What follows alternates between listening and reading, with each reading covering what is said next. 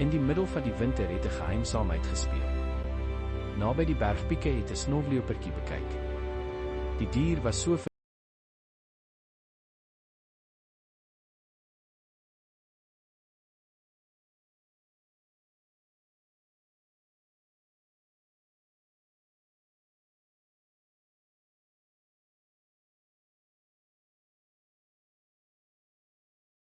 versteek dat niemand hom kon sien.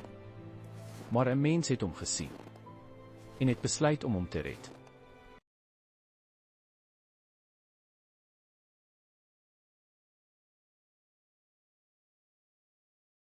Die man het hom met 'n warm deken omhul en hom na 'n veilige plek geneem. Die dier het gou begin om te herstel en gou kon opstaan.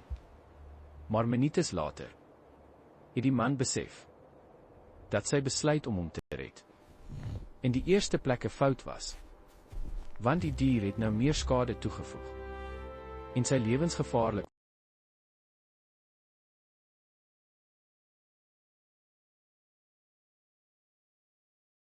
word.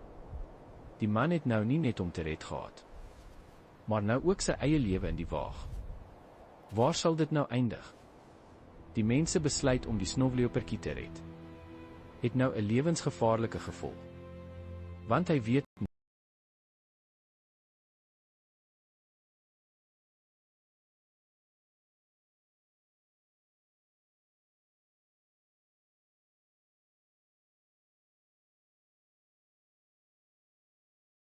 nou dat sy besluit sy eie lewe in die waag en dat sy nou moet besluit of hy hom sal red of nie.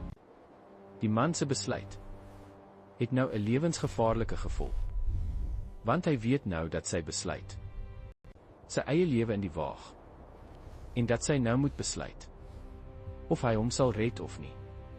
Die man se besluit het nou 'n lewensgevaarlike gevolg, want hy weet nou dat sy besluit sy eie lewe in die waag en dat sy nou moet besluit of hy hom sal red of nie. Die man se besluit sal nou sy lewensgevaarlikste oomblik word.